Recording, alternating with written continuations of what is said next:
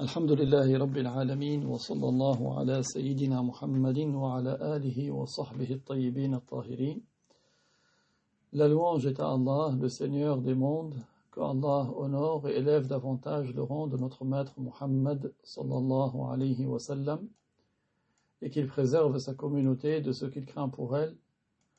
Nous demandons à Allah qu'il nous fasse apprendre ce que nous ignorons, qu'il nous fasse nous rappeler ce que nous avons oublié et qui nous augmente en connaissance, et nous lui demandons de nous préserver de l'état des gens de l'enfer.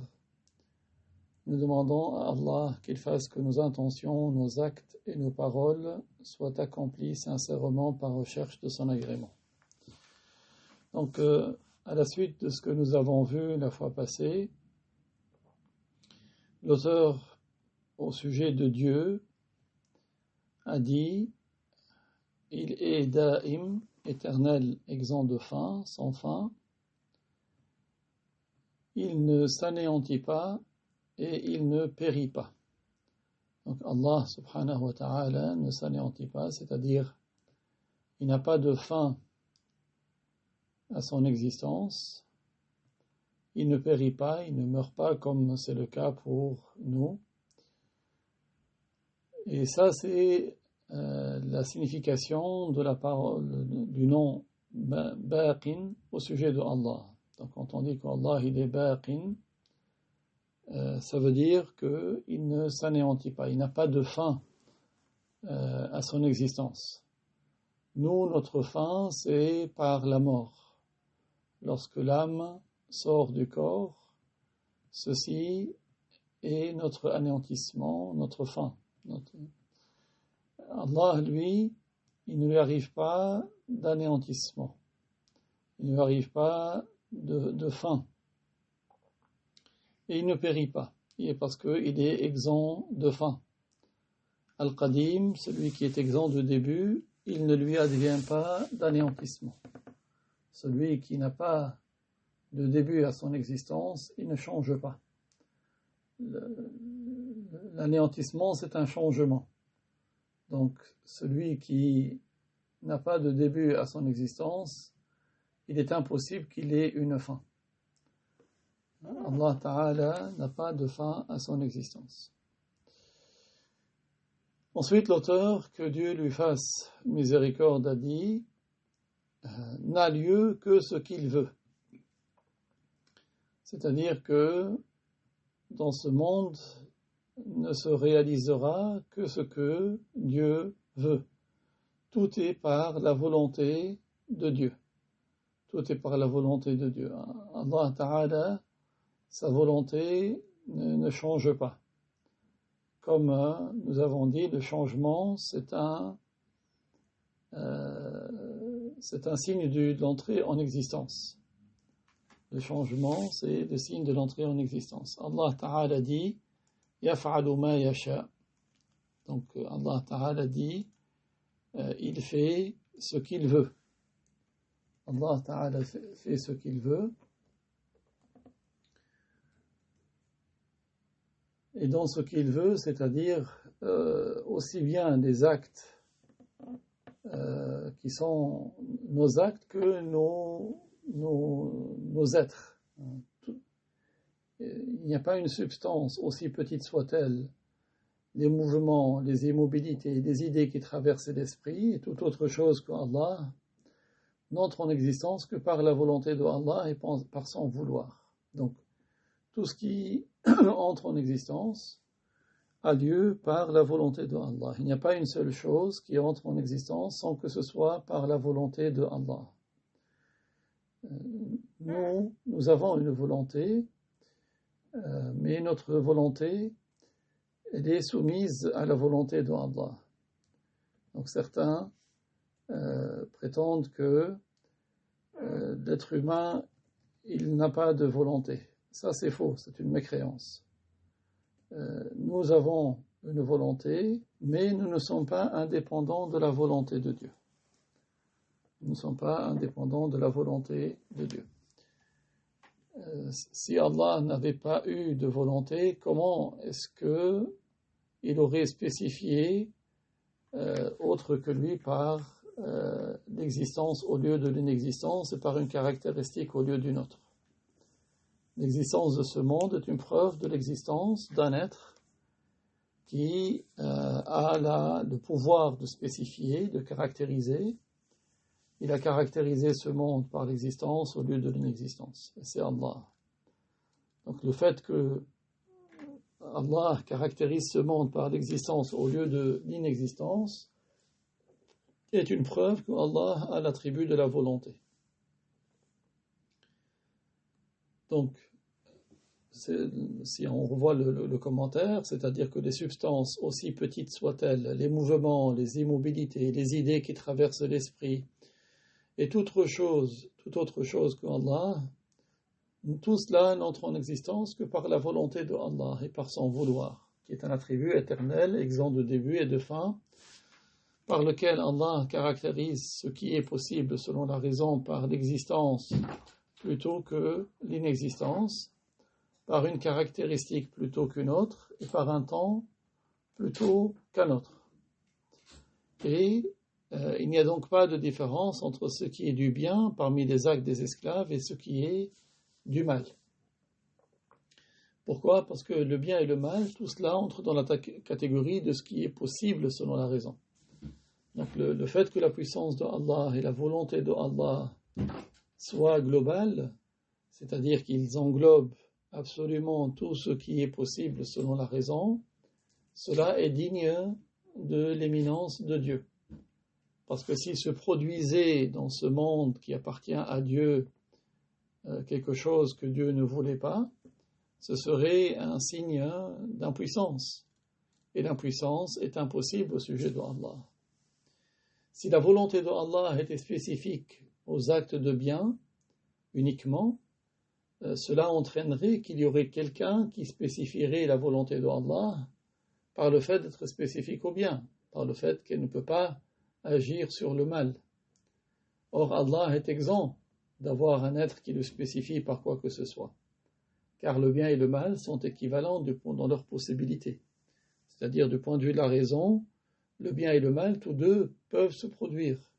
Donc, s'il y a un qui se produit aux dépens de l'autre, c'est qu'il y a eu un être qui a spécifié l'un qui s'est produit par rapport à l'autre. Et forcément, cet être a une volonté. Donc, la volonté qui est dans le sens du vouloir, ce n'est pas dans le sens de l'agrément. Par exemple, toi, quand tu parles, tu dis « Oui, je veux bien que tu me rajoutes un peu de café ». Ici, c'est dans le sens de « j'aimerais ». Et c'est dans le sens d'agréer. Ici, la volonté de Dieu, ce n'est pas dans le sens de l'agrément. Quand on dit Allah veut que le mal ait lieu, ça ne veut pas dire que Dieu, il agrée le mal. Mais ça veut dire que le mal, il n'a pas lieu en dehors de la volonté de Dieu, malgré la volonté de Dieu. La volonté qui signifie l'agrément, c'est comme par exemple dans le Coran, dans Surat Al-Baqarah, verset 185, يريد الله بكم اليسر ولا يريد بكم العسر.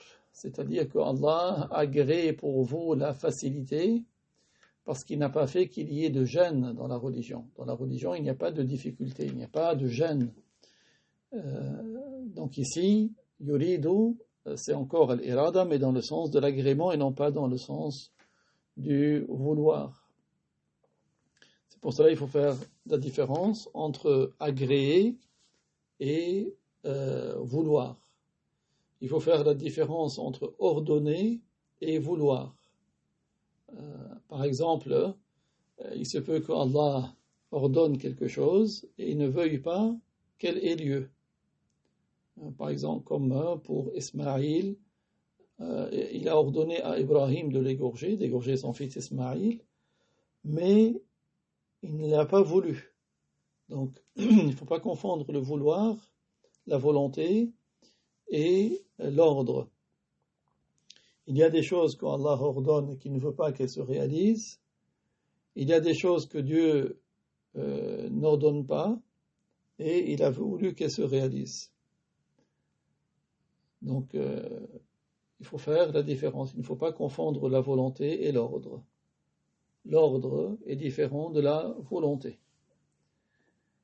Allah Ta'ala a un attribut qui s'appelle la volonté. Cet attribut, c'est un attribut par lequel Allah spécifie ce qui est entré en existence, c'est-à-dire ce qui est possible selon la raison, c'est-à-dire ce qui admet l'existence et l'inexistence.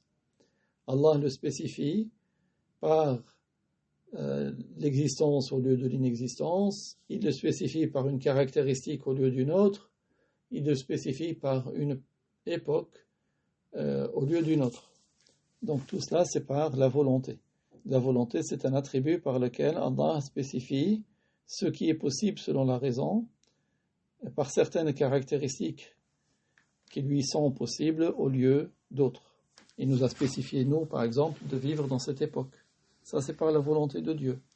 Il nous a spécifié chacun d'avoir une taille et un poids particulier, une couleur particulière. Tout cela, c'est par la volonté de Dieu.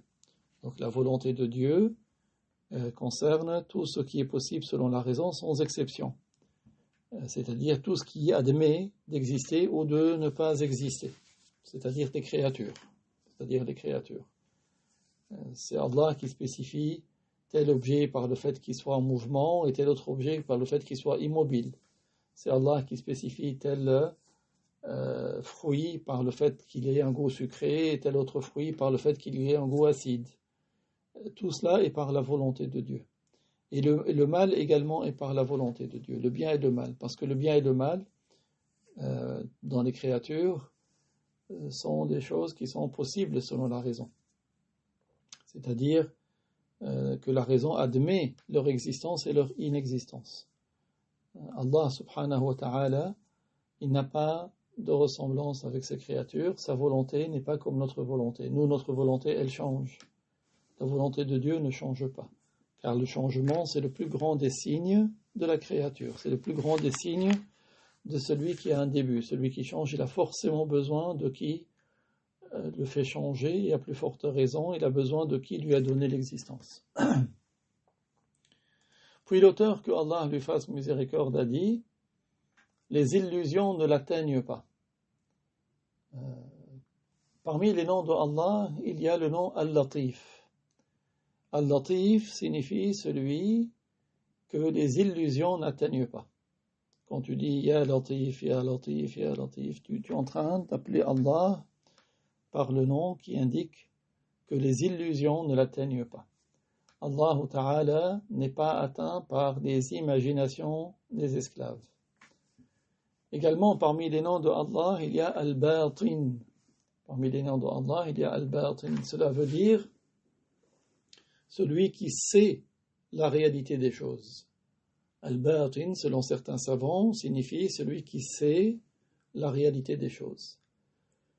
Et d'autres ont dit Al-Batin, c'est celui qui n'est pas atteint par les illusions. C'est-à-dire comme Al-Latif, celui qui n'est pas atteint par les illusions, les imaginations des esclaves. Donc, la réalité de Dieu, personne ne l'atteint. Quel que soit l'effort qu'il fait, l'effort de réflexion, il n'atteint pas la réalité de Dieu. Pour cela, il nous a été interdit d'essayer d'atteindre la réalité de Dieu, et nous avons reçu l'ordre de méditer, de réfléchir à propos des créatures de Dieu. Il nous a été interdit de réfléchir, d'essayer d'atteindre la réalité de Dieu, et nous avons reçu l'ordre de réfléchir à propos des créatures de Dieu. Parce que réfléchir à propos des créatures de Dieu, c'est quelque chose qui nous augmente en certitude dans la parfaite toute-puissance de Dieu. Quand nous réfléchissons à propos des créatures de Dieu, même quand l'un d'entre nous sort dans la nature, il voit la mer, cette étendue, avec les différents animaux qui vivent dedans, chacun qui retrouve sa subsistance, chacun qui sont très vulnérables, et malgré cela, Allah Ta'ala les fait croître pour qu'eux, ils deviennent une source de danger pour d'autres qui sont vulnérables. Chacun, Allah lui fait parvenir sa subsistance. Quand tu médites, tu réfléchis à propos des créatures de Dieu, cela t'augmente en certitude dans la parfaite toute-puissance de Dieu. Alors dans le commentaire, l'auteur dit les illusions ne l'atteignent pas. Ici, les illusions en arabe, c'est al-awham. Al-awham, c'est un pluriel du mot wahm. Wahm signifie illusion. Cela veut dire que les illusions des créatures, c'est-à-dire leurs imaginations, ne peuvent imaginer Dieu.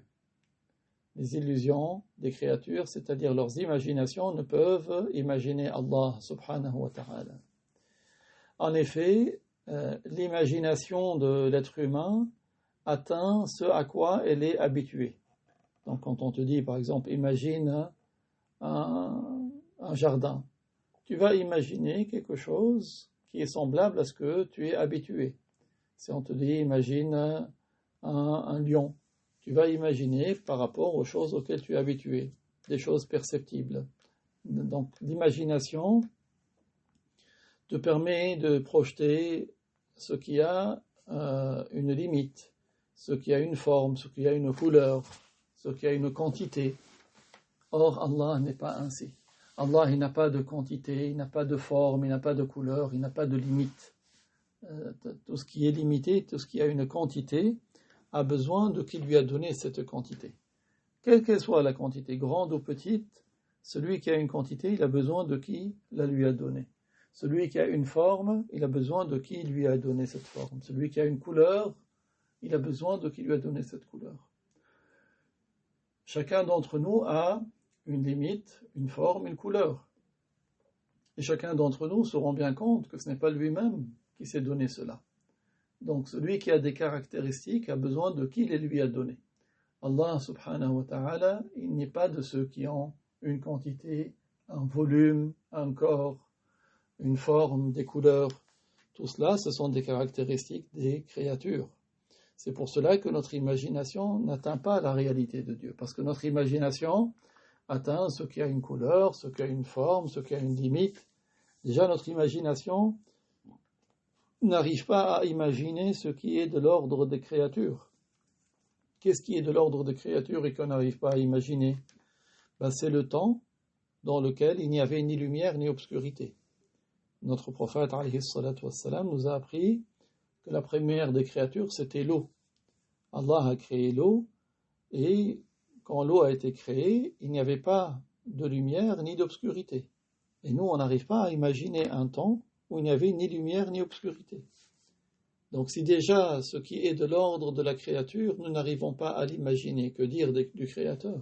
À plus forte raison, parce qu'il n'a absolument pas de ressemblance avec ses créatures. Allah n'a pas de ressemblance avec ses créatures. C'est pour cela que nous disons qu'Allah, il existe sans endroit et sans comment. Parce que les endroits sont des créatures de Dieu. Les directions sont des créatures de Dieu. Allah, il existe avant toutes ces créatures, sont des créatures.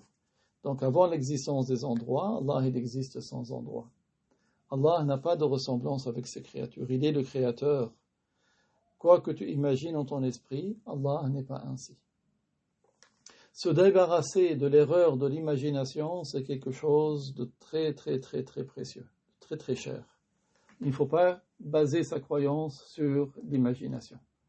La croyance se base sur ce que notre prophète, alayhi salatu wassalam, nous a dit.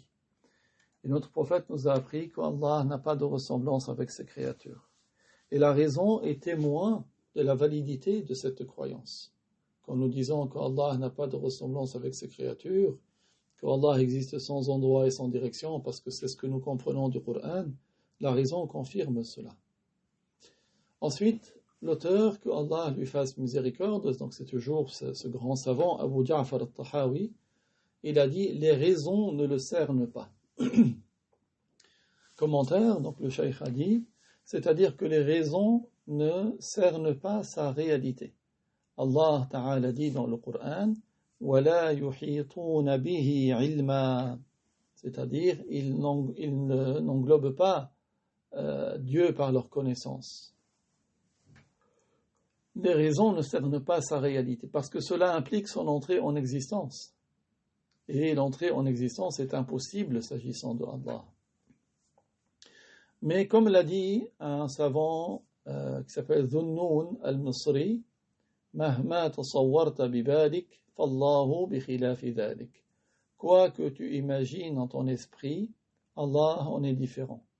Cette parole de Dhunnun al-Misri a été rapportée par le Hafidh ibn Asakir et également par le Hafidh al-Khatib al-Baghdadi dans Tarikh Baghdad. Et Abu al-Fadl Abdul Wahid ibn Abdul Aziz al-Tamimi l'a également rapporté de Ahmad ibn Hanbal. Et Dhunnun al-Misri et Ahmad ibn Hanbal étaient contemporains. Ils étaient tous deux contemporains. Donc il y a plusieurs savants qui ont rapporté cette parole de Dhunnun al-Misri, qui est une parole très précieuse. Mahma tasawwarta bibalik, fallahu bi khilafi dhalik. Quoi que tu imagines, Allah en est différent. Quoi que tu imagines en ton esprit, Allah en est différent. L'auteur, que Allah lui fasse miséricorde, a dit, au sujet de Dieu toujours, il n'a aucune ressemblance avec les créatures. Donc quand il dit, il n'a aucune ressemblance avec les créatures, cela est une parole qui indique que les assimilationnistes, les anthropomorphes, sont sur une autre religion que l'islam. Les assimilationnistes, ce sont des mushabbihah, c'est-à-dire ceux qui assimilent Dieu à ses créatures. Les anthropomorphes, ce sont les mujassimah, c'est-à-dire ceux qui attribuent le corps à Dieu. Ces gens-là ne sont pas sur l'islam. Le fait d'assimiler Allah à ses créatures et de lui attribuer le corps, en disant qu'il est un corps, certains d'entre eux, ils disent qu'il est un corps, il est sous l'aspect d'un jeune homme qui n'a pas de barbe. D'autres, ils disent non, il a l'aspect d'un vieillard, d'un vieil homme, avec des cheveux poivre et sel, des cheveux blancs et noirs, et ce qui est de cet ordre. Donc, cette phrase, il n'a aucune ressemblance avec les créatures, renie également la parole de ceux qui lui ont attribué le Fils et la compagne. Allah est exempt de tout cela. Allah est exempt de tout cela. Donc, dans le commentaire de Shaykh dit, le terme al-anam signifie les créatures, parce que dans le texte arabe, il a dit wala yushbihu al-anam. Al-anam, ce sont les créatures. Le semblable, c'est celui qui a quelque chose en commun avec un autre, même d'un seul point de vue. Donc, nier le semblable au sujet de Allah implique nier le ressemblant. Nier le semblable implique nier le ressemblant. Lorsque nous disons Allah la mithla lah, donc c'est-à-dire que c'est plus fort que de dire Allahu la shabiha lah.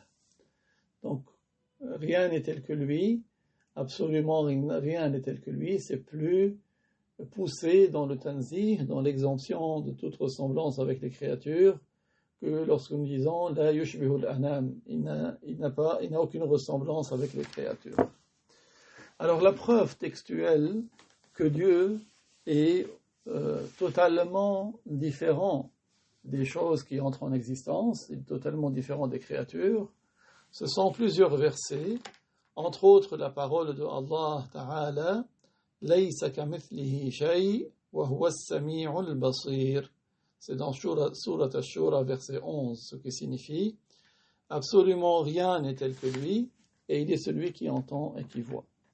C'est le verset le plus explicite, la preuve la plus explicite qui est rapportée à partir des textes qui est dans le Coran, parce que ce verset nous fait comprendre l'exemption totale de toute ressemblance avec les créatures, parce que Allah tabaraka wa ta'ala, du point de vue donc grammatical de cette phrase, Laysa kamithlihi shay, il a mentionné le mot shay dans un contexte de négation, et la règle en arabe, c'est lorsque un mot qui est indéfini, qui est dans un contexte de négation, ça implique la globalité.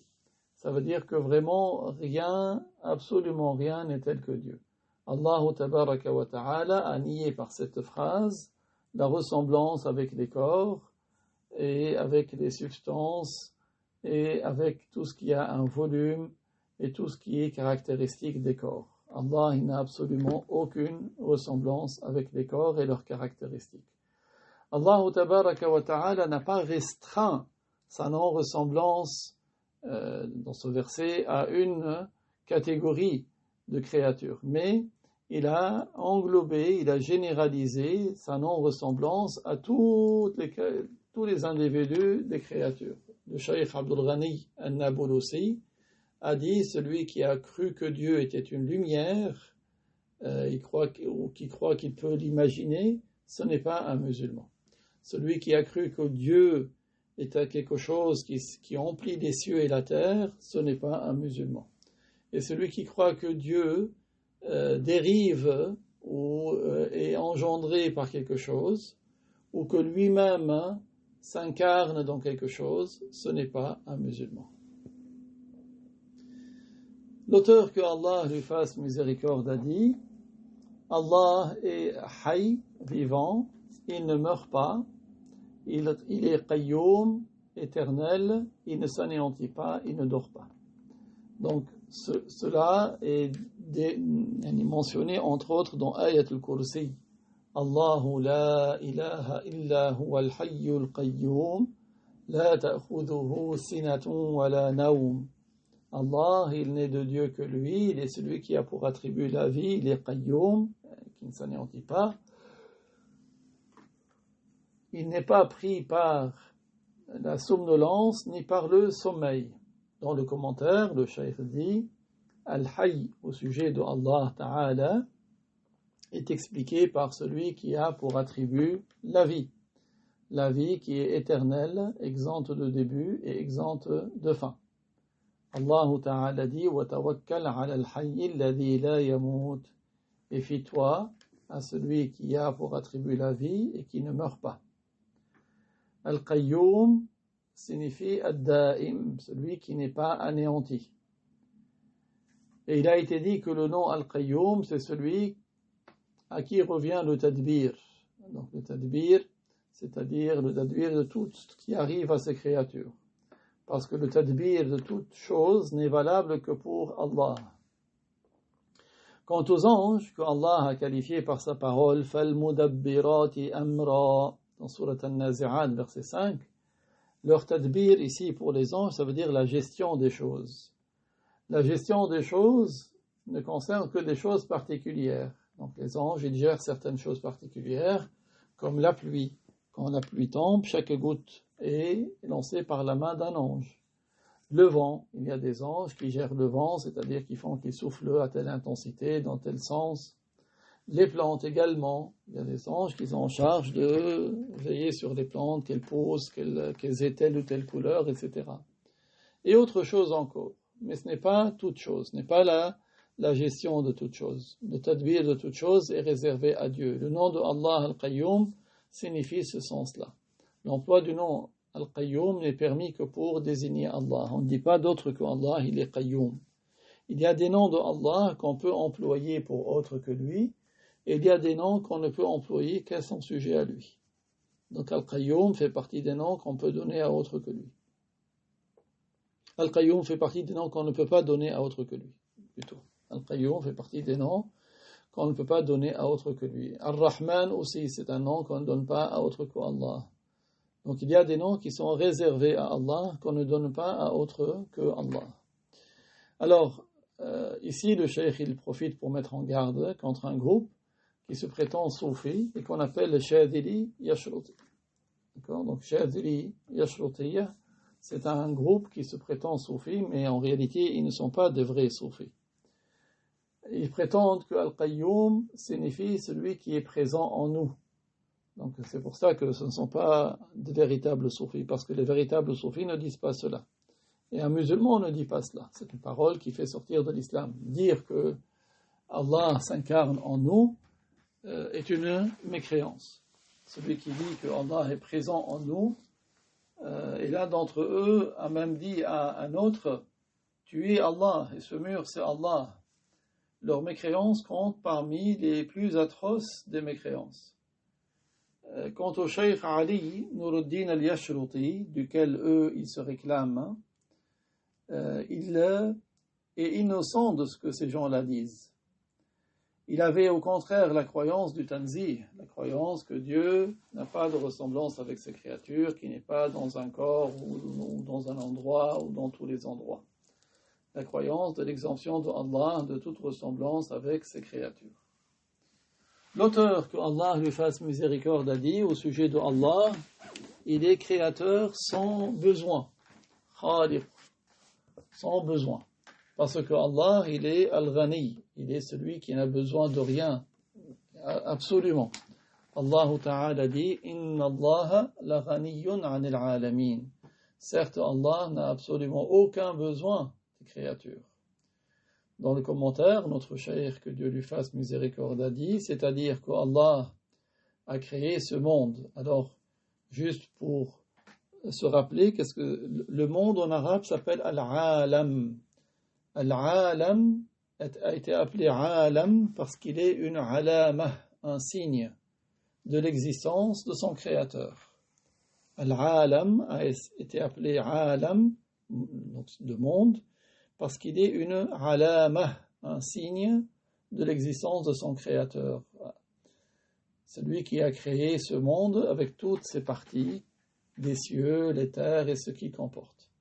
Donc, Allah a créé ce monde et il l'a fait exister sans qu'il en ait un quelconque besoin.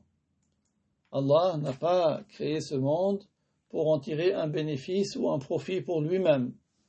Il n'a pas créé ce monde pour repousser de lui une quelconque nuisance, pour se protéger d'un mal. Non. Seulement, il l'a créé comme manifestation de sa puissance.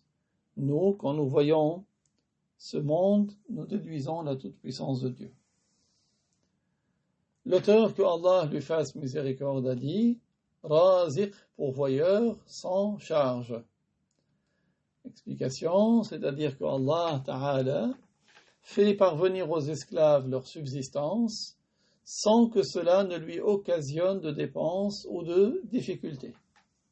L'un d'entre nous, quand il ramène de la nourriture ou de la boisson à quelqu'un, ça engage une dépense, ça engage une difficulté. Allah Ta'ala, lui, il fait parvenir leur subsistance aux créatures sans que cela ne lui occasionne de dépenses ou de difficultés, parce que sa puissance est parfaite. Allah ne fait pas quelque chose comme nous par l'exercice d'outils et de mouvements, mais c'est par le simple fait que sa volonté éternelle, exempte de début, et son acte de création éternel, exempt de début, concerne quelque chose, que cette chose existe. Sans que la volonté de Allah ou l'acte de Allah soit entré en existence. L'auteur, que Allah lui fasse miséricorde, a dit « Mumit », il fait mourir sans crainte. Donc tout comme il pourvoit sans charge, il fait mourir sans crainte. Commentaire, c'est-à-dire que Allah Ta'ala fait mourir les vivants parmi ses esclaves, sans que ce soit par crainte. Ce n'est pas parce qu'il craindrait d'eux qu'ils lui fassent parvenir une quelconque nuisance qu'il les fait mourir, non. Il fait mourir qui il veut, conformément à sa sagesse. Et comme manifestation de la perfection de sa toute-puissance. Il fait mourir qui il veut, conformément à sa sagesse, et comme manifestation de la perfection de sa toute-puissance, tout comme Allah Ta'ala dit, وَلَا يَخَافُ عُقْبَاهَا. Ce qui signifie, Allah ne craint pas les conséquences de cet acte. Donc, Allah fait mourir et fait vivre sans besoin et sans crainte. L'existence ou l'inexistence des créatures, pour lui, c'est équivalent. Parce qu'il est Al-Aziz Al-Qahhar, celui qui domine toute chose et qui a la gloire absolue. Ensuite, l'auteur, que Allah lui fasse miséricorde, a dit, toujours au sujet de Allah, Ba'ithun, il fait ressusciter sans difficulté. Commentaire, c'est-à-dire que Allah Ta'ala ressuscite les morts sans qu'aucune difficulté ne se présente à lui. Par le simple fait, au contraire, que sa volonté se rapporte à leur résurrection. Allah Ta'ala dit, إنما أمره إذا أراد شيئا أن يقول له كن فيكون. Donc Allah, s'il veut qu'une chose ait lieu, il fait que cette chose ait lieu aussi facilement que l'un d'entre nous dit le mot kun. Tout comme pour nous c'est facile de dire kun, c'est facile pour Allah de faire exister les choses. Donc Allah ressuscite les morts sans qu'aucune difficulté ne se présente à lui, par le simple fait au contraire que sa volonté se rapporte à leur résurrection, tout comme pour leur création également. Allah Ta'ala dit à ce sujet Ma khalqukum wa la ba'thukum illa ka nafsin wahidah dans Surat Luqman verset 28, ce qui signifie votre création tous et votre résurrection à tous, et comme la création et la résurrection d'une seule âme, d'une seule personne. Et Allah Ta'ala dit Kama bada'na awwala khalqin nu'iduh. Et Dieu dit, ce qui signifie, tout comme nous avons créé la première fois, nous vous créerons une deuxième fois. C'est-à-dire, nous vous ramènerons à la vie. L'auteur, que Allah lui fasse miséricorde, a dit Allah est de toute éternité, exempt de début, et ses attributs également sont de toute éternité, exempts de début. Avant l'existence de ces créatures. C'est-à-dire qu'Allah, il avait ses attributs avant de créer ces créatures. Les créatures, ici, ce sont ce qu'Allah a créé. Quand on dit « Hada khalqullah », c'est-à-dire c'est ce qu'il a créé. Allah ne s'est pas accru d'un attribut qui n'ait pas fait partie des siens avant que ces créatures n'existent. Ça c'est une phrase, qu'est-ce que ça veut dire? Ça veut dire que ce n'est pas parce qu'une créature a existé que cela va ajouter un attribut pour Dieu. D'accord? Les attributs de Dieu n'augmentent pas après la création des créatures. Allah n'acquiert pas un nouvel attribut qui n'était pas le sien avant de les créer. Non, le fait de créer est un attribut éternel. Le fait de créer est un attribut éternel, exempt de début, exempt de fin.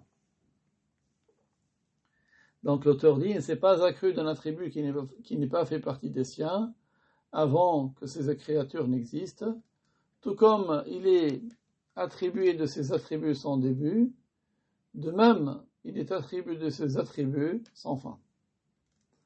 Alors le commentaire, il est un devoir pour Allah Ta'ala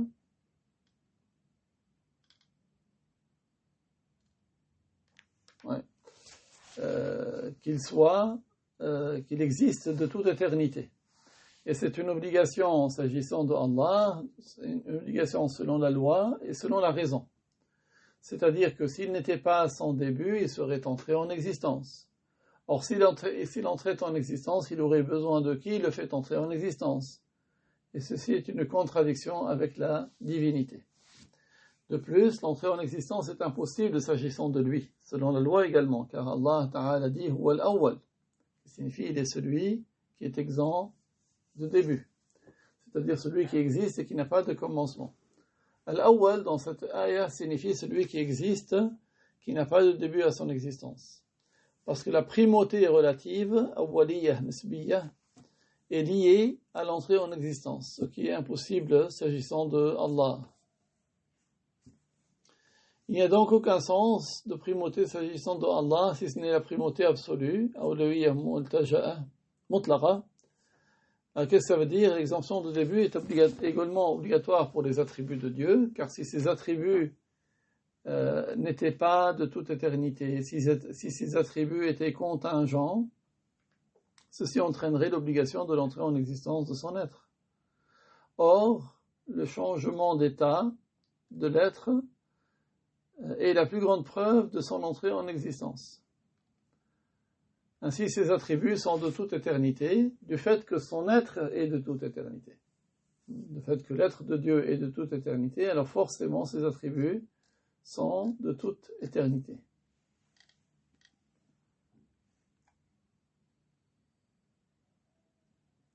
Alors.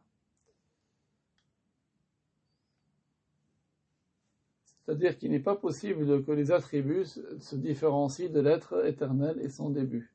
L'être, il est de toute éternité, alors les attributs sont forcément de toute éternité. Nous savons donc, à partir de là, qu'Allah n'est pas concerné par des attributs qui ne sont pas de toute éternité. Et il n'arrive à Allah aucune nouvelle connaissance, ni aucune nouvelle volonté, ni aucune nouvelle puissance, ni aucune nouvelle vie, ni aucune nouvelle ouïe, ni aucune nouvelle vue. Pour que les gens sachent, Allah Ta'ala, il n'est pas concerné par le changement. De plus, donc, une partie des savants ont divergé au sujet des attributs pour lesquels l'exemption de début est obligatoire. Alors, parmi eux, il y a ceux qui ont dit que ce sont des attributs éternels sans début, c'est-à-dire des attributs de l'être. Des attributs de l'être. Selon cela, donc, les attributs des actes sont entrés en existence, car ils ne sont pas propres à l'être, mais ne sont que des manifestations de la toute-puissance qui, elle, est éternelle. Ceux-là sont les Ash'arites, c'est-à-dire le groupe qui se réclame de l'imam Abul Hassan al-Ash'ari, que Allah l'agrée, mais ce n'est pas là l'avis de la totalité des Ash'arites. Ce fut l'avis de certains d'entre eux, l'avis des plupart des derniers Ash'arites. Quant au premier d'entre eux, beaucoup disaient que les attributs des actes sont de toute éternité également. C'est quoi les attributs des actes? C'est par exemple le fait de donner la mort, le fait de donner la vie, le fait de donner la bonne santé, le fait de donner la maladie. Donc tout ça, ce sont des attributs des actes. Donc certains, ils ont dit que ces attributs des actes sont de toute éternité. Les attributs des actes sont par exemple le fait qu'il donne la vie à qui il veut qu'il soit vivant parmi ses créatures, le fait qu'il donne la mort à qui il fait mourir, le fait de rendre heureux dans l'au-delà, le fait de rendre malheureux dans l'au-delà, et autre chose encore parmi ce qui ne peut être énuméré. Chez les Maturidites, on fait référence à cela par le terme at-takwin, le fait de faire exister. Selon eux, le takwin fait partie des attributs qui sont de toute éternité exempts de début. Or, l'éternité du takwin n'entraîne pas l'exemption de début du mukawwan, c'est-à-dire ce qui est fait exister. Ils ont dit, de même que l'exemption de début de la toute-puissance divine n'entraîne pas le non-début de ce qui est créé, ce monde est fait de créatures de Allah, que Allah a fait entrer en existence par sa toute-puissance éternelle, exempt de début, ainsi la toute-puissance est de toute éternité, et ce qu'elle concerne, à savoir ce monde, est entré en existence. Ils ont dit, de même, le takwin est de toute éternité, et le mukawwan, c'est-à-dire ce qui est le résultat du takwin, ce qui est fait exister, est entré en existence.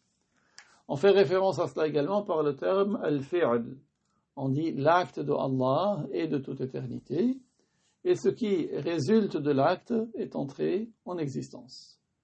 S'il en est donc ainsi, il apparaît clairement que le fait que Allah, tabaraka wa ta'ala, ait fait entrer en existence les créatures, ne lui ajoute pas d'attribut entré en existence. Il n'y ajoute rien du tout. Donc, selon l'école maturidite, les attributs des actes sont comme les attributs de l'être, du point de vue de leur non-début. Leur preuve est claire, il n'y a pas de problématique en cela.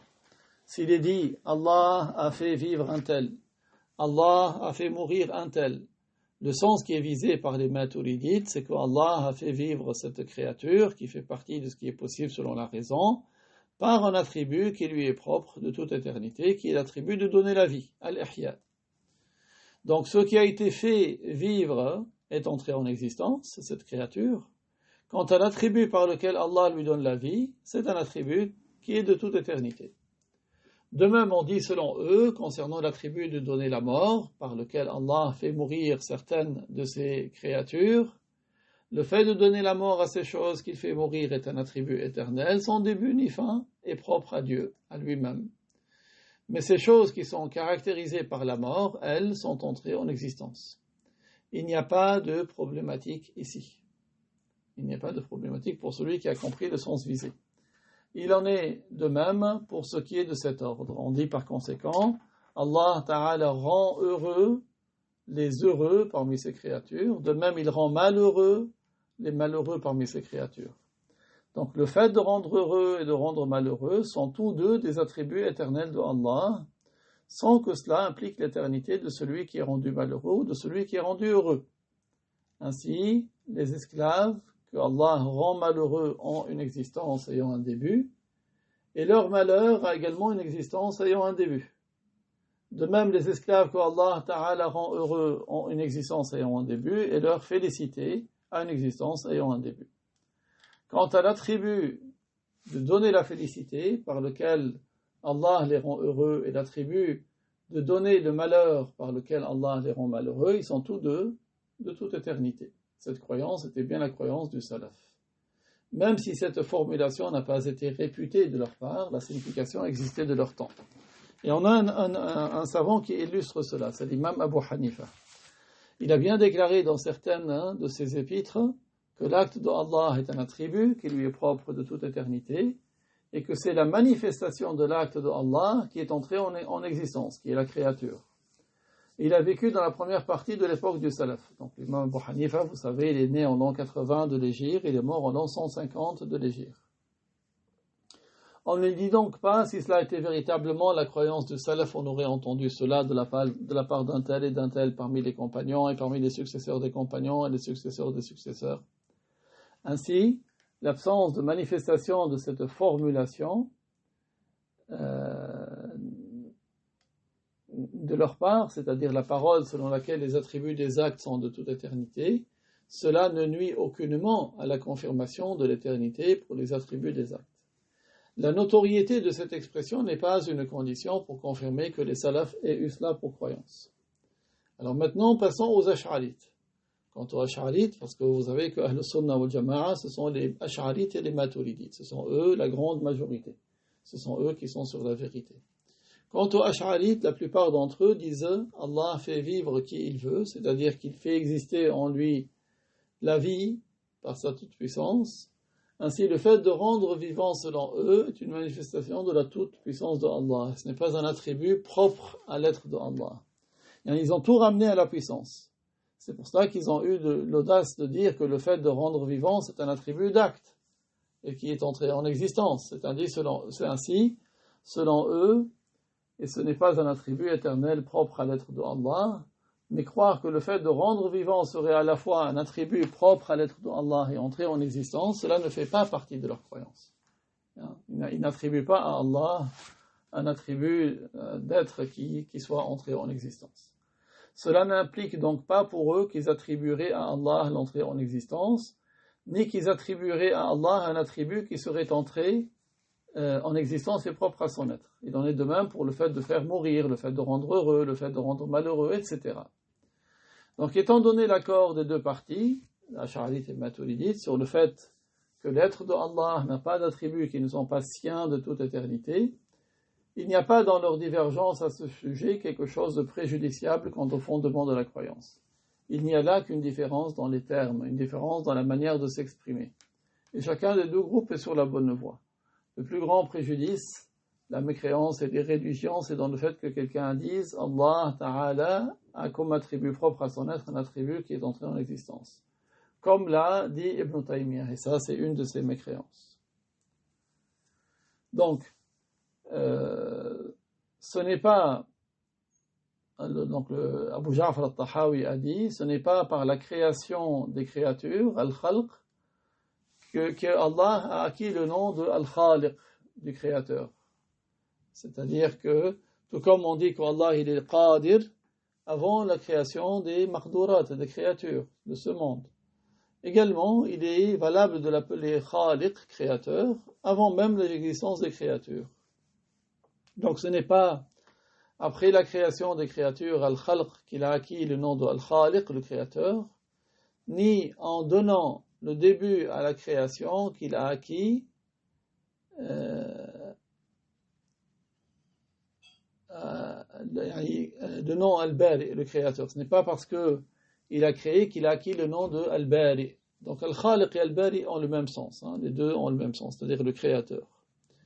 Dans le commentaire, le Cheikh a dit il n'advient pas à Allah subhanahu wa ta'ala de nouvel attribut par le fait qu'il fait exister la création. La création, ici, ce sont des choses qui entrent en existence. On l'emploie aussi au sujet de l'être humain. Quand Allah dit à propos des mécréants, dans Surat Al-Bayyinah, verset 6, « Ulaika hum sharrul bariyah » ce sont les pires des créatures. dans le sens le plus général.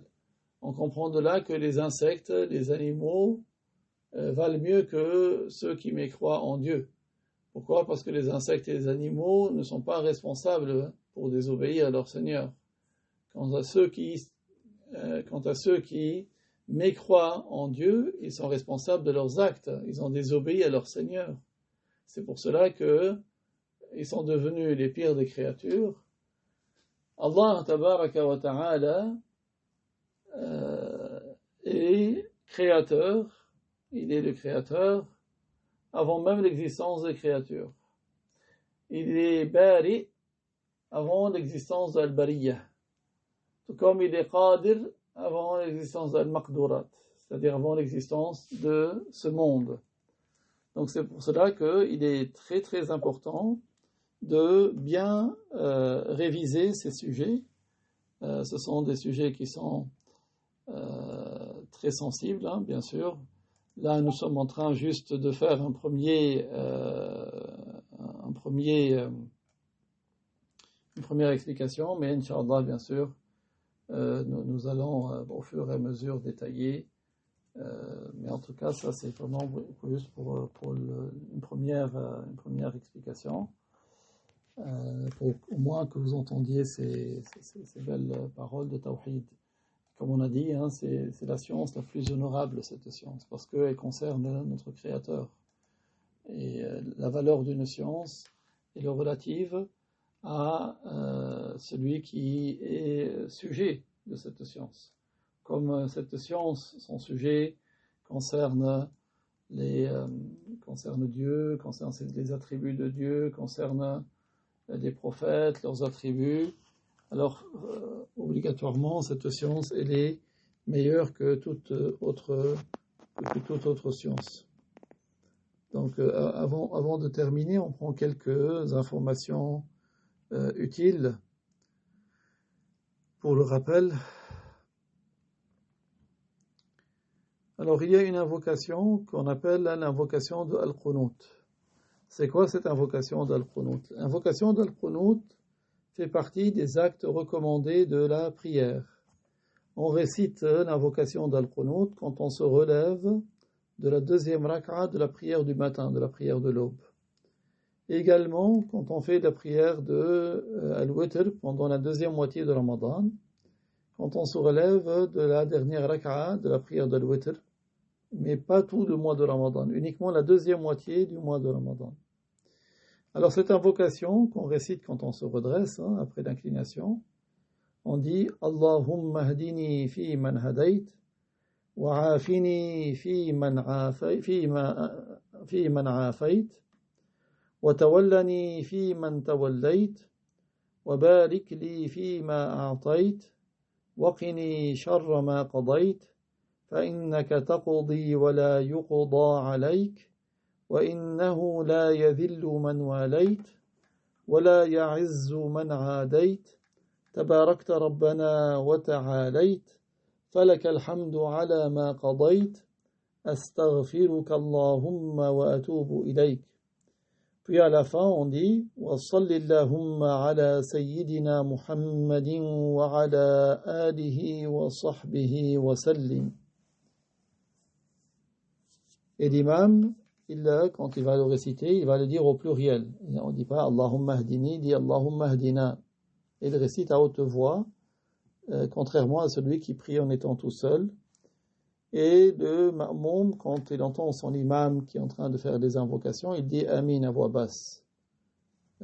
Et il participe avec les imams, avec son imam, pour les paroles d'éloge. Parce que dans cette invocation de l'Qunut, il y a des demandes à Dieu, des invocations, et il y a des éloges de Dieu. Donc quand il cite les paroles d'éloge de Dieu, à partir de فَإِنَّكَ تَقْضِي وَلَا يُقْضَى عَلَيْكَ, il dit en même temps que lui. Il est recommandé au ma'moum de dire Amin après l'invocation de l'imam en faveur du prophète sallallahu alayhi wa sallam. Donc, Inch'Allah Ta'ala, nous verrons plus en détail cette invocation, mais c'est quelque chose de très bénéfique, de très bien que le prophète faisait. qui permet de se procurer beaucoup de récompenses. Et Allah Ta'ala sait plus que tout autre.